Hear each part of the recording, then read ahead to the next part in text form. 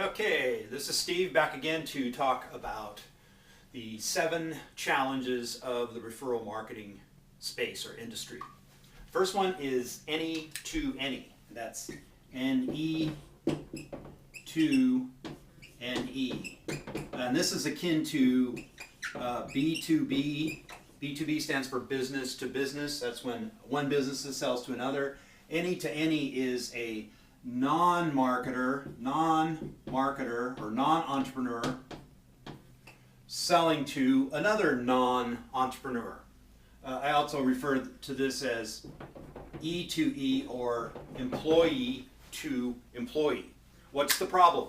What's the challenge? The challenge is that a non-entrepreneur is somebody who needs to learn how to become an entrepreneur, and when they're charged with referring people to the operation, most of the time they're told to make a list of other non-entrepreneurs. Most of the people that they know that they have influence over are also non-entrepreneurs. And then you have the blind leading the blind. You have the non-entrepreneurial, the non-marketer, the employee mindset trying to serve as the mentor or coach or guiding light for the other non-entrepreneur, and that doesn't work very well. The second is earnings.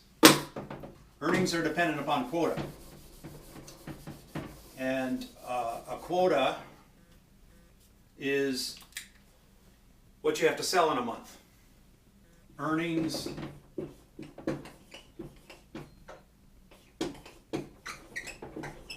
quota. Okay, and pretty much anybody who's ever been in sales or marketing in a traditional business hates quotas, loses sleep over quotas, stresses constantly throughout the whole cycle about their quota. Quotas are bad from the representative or the marketer's perspective. They're good from the company perspective. They get people motivated. If I don't meet my quota, I'm not going to get paid. Or if I don't meet my quota, I might not get that promotion. So quotas are a double-edged sword. In the referral marketing space, a quota is an auto ship. It manifests as an auto ship. And an auto ship is where you have an enforced purchase or a required purchase in order to get paid. If you don't make the purchase, you don't get paid. And the theory behind that is if nobody has to buy the product or service, who's going to buy it? If we're going to pay people, even if they didn't buy the product or service, then you're going to have a lot of people just out marketing and not consuming the product. And there's a reason for enforcing people buying the product. They want people to consume it. They want people to be comfortable with it, to understand it, know it, be able to talk about it, be able to describe their experiences, hopefully positive, with the product or service. But this leads to attrition because the moment, the month, the cycle that the new initiate can't afford the auto ship, what do? They hit the cancel button and they're gone. It's very difficult to get somebody back from making that decision to stop buying the product. That is essentially the day that that distributor quit the business.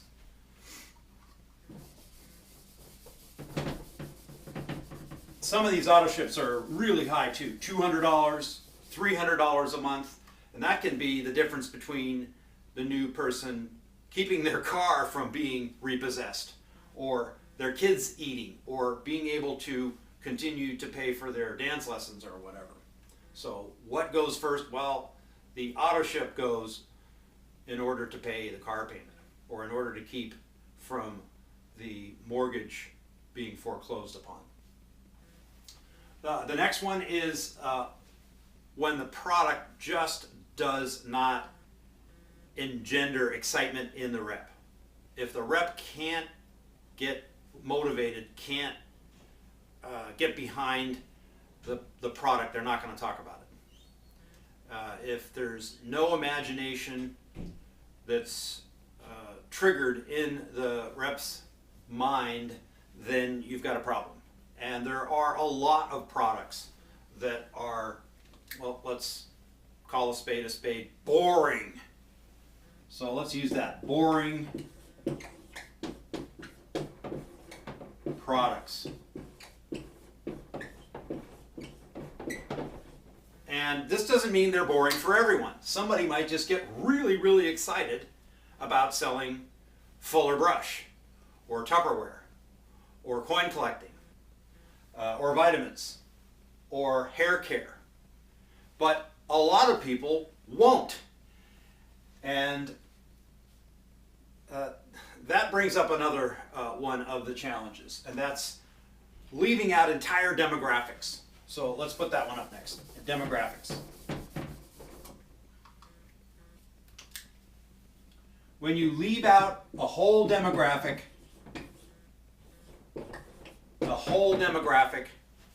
you limit your business because you only have a certain percentage of the population of potential customers that you can sell to. Let me give you an example. Cosmetics.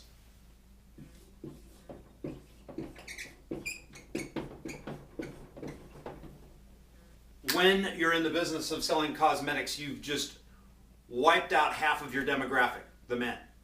Men don't buy cosmetics, for the most part. Let's take another one. Weight loss.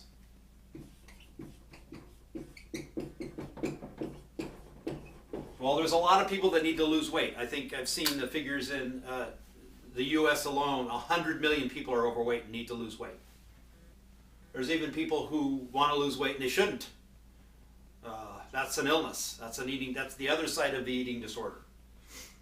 So it's a big business. Cosmetics is many, many billions. So is the weight loss industry. But if you're representing one of these two industries, you've just written off, in the case of weight loss, 2/3 of the population doesn't need your product. That's a challenge. In cosmetics, half of the population not interested. Same problem with recruiting reps. If you're in the business of attracting people to your business to become a rep for your business and you're in cosmetics, half of the people aren't going to want to be reps because they don't want to represent cosmetics. Weight loss, half or more aren't interested in weight loss products, don't have a story that they can tell about how they lost weight. You know, how many times have you seen somebody promoting a weight loss company that never lost any weight? All of them did. All of the people on TV saying, you should be in Weight Watchers or you should be on Jenny Craig, they all lost weight. So why would somebody that's always been thin their whole life promote a weight loss product? Probably not because of the product, probably because they want to make money. And that's a problem, that's a challenge. The next one is support. And support is, the reasons support is a big challenge are kind of obfuscated and complicated.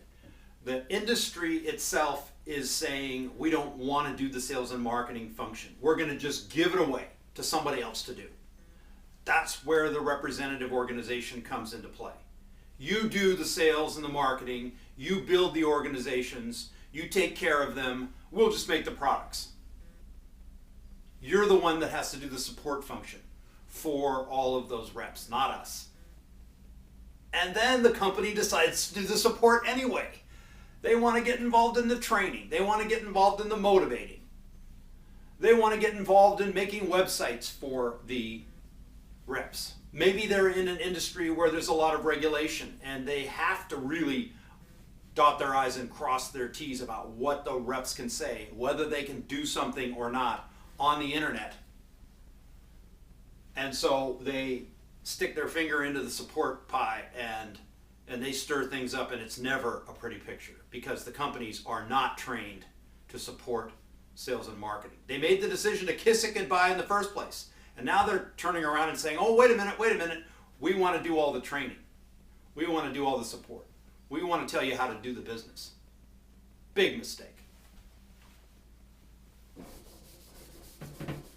The next one is employee, not joint venture partner. Employee. And there's a big difference between an employee, that's somebody you hire and you fire, and somebody who comes to work when you tell them to and goes home when you tell them to, somebody that you pay a paycheck and you take taxes out and you have benefits and there's vacation time, versus a joint venture partner. That's somebody who's an equal. That's somebody who's an entrepreneur.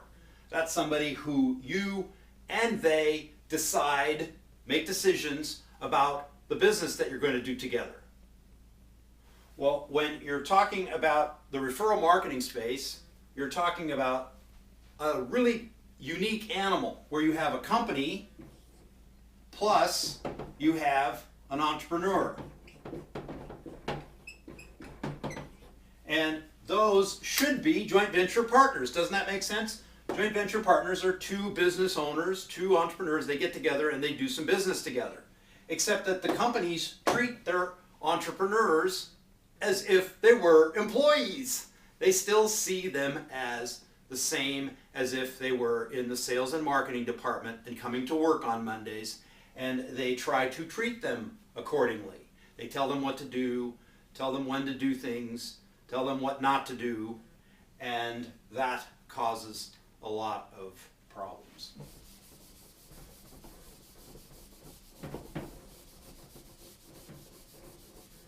Okay, and the last thing is the companies are trying to assert, or the distributor organization is trying to assert that they've got the whole wealth thing all dialed in. All you have to do is join our operation and your financial life is solved. All your problems are solved.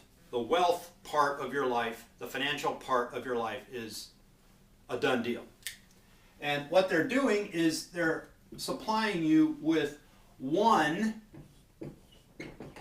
capital generation or cash flow, and the other three are left out. They just sort of conveniently forgot the other three. Well, what are those other three? Well, they're capital protection, they're capital scale or expansion, scaling up your capital, and their passive retirement, that part of the equation. So let's talk about those three. What is protection? Does the referral marketing space do anything for you as far as protecting the capital that they've helped you generate? What do I mean by protection? Well, you've got the government. They got their hand out. They want the taxes, right? You've got the litigants. People want to sue you for the money. Now you've got money. Oh, that's somebody I'm going to take to court. So you've got legal. You've got, there's all kinds of components to the protection mission. The protection mission, which is, for example, diversification. Are all your eggs in one basket? The companies want them all to be in one basket. They want you as an employee. Remember that other challenge, the employee? Well, they want you to be the good company soldier and not do any of that other stuff. Affiliate marketing? Nah. A multiple company? Oh, that's the worst that could happen, is that you're representing more than one company. They don't want you to be Walmart or Costco. They want you to be the hot dog stand, and you can't sell hamburgers in your hot dog stand either. It's got to be just hot dogs. Scale. Scale is diversification. Scale is selling bigger products. Scale is selling to different kinds of customers, increasing your demographics. That earlier when I mentioned about demographics, oh, they're not interested in helping you with that. And then passive. This is where you take it offline. This is where you take it outside of the industry and you buy stocks, you buy real estate, you buy gold and silver, you get into oil and gas, you get into passive instruments such as, I don't know, really easy to cash the check on municipal bonds that just pay you monthly, dividends. You buy free and clear rental property and you rent it out every month, and you get a larger and larger revenue stream from your rental properties as you develop more properties. The passive part of it, well, just get a management company. Passive would be municipal bonds. Passive would be if you buy gold and silver and it goes up and you sell it. That's pretty passive. You didn't do much for it except hold the wealth. Retirement, you don't want to be working in your retirement. You don't want to have to go into the office and make the money. You just want the money coming in. That means passive, and that means retirement instruments like Roth and defined contribution plans and corporations and trusts, and dotting all your I's and crossing all your T's legally and in compliance with whatever your country's rules are for the retirement side of your financial life.